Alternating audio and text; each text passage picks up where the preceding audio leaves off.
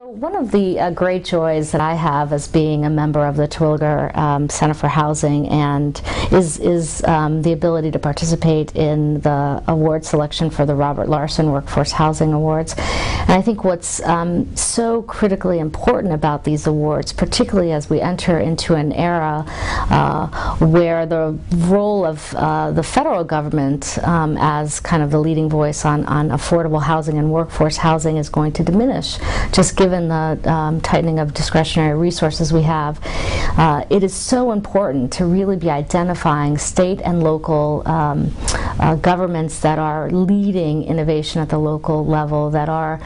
partnering with the private sector, with the philanthropic community, with large-scale developers, ULI members, as well as smaller emerging nonprofits to create unique partnerships that are fueled by innovation, that encourage new pilots and really look at improving over time on those best practices and lessons learned. As someone that really looks at national housing policies across the country and strives to really raise up best practices, one of the reasons that we think that the new housing marketplace plan is so interesting is that there are multiple pieces that can be broken off and sort of evaluated. So whether it is looking at the environmental sustainability and energy efficiency components, the focus on preservation at a time when the need for affordable rental housing in this country has never been greater, and the ability to look at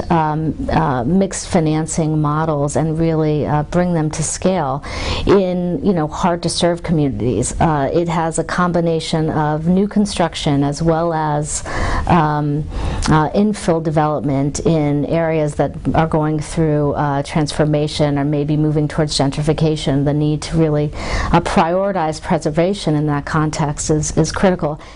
I think while HPD was one of the lead agencies that has really been involved in seeing Mayor Bloomberg's vision to fruition in terms of the creation of many thousand units of affordable housing, what the board really focused on was the culture of innovation that has been embedded throughout a collaboration of agencies that operate within the city of New York. And the marketplace plan in particular, the new housing marketplace plan that really targets goals for affordable housing development and workforce development located near transit-oriented settings, that prioritizes involvement of retail centers and really looks at bringing in new public-private partnerships together, the leveraging of conventional market financing from bank partners as with innovative public sector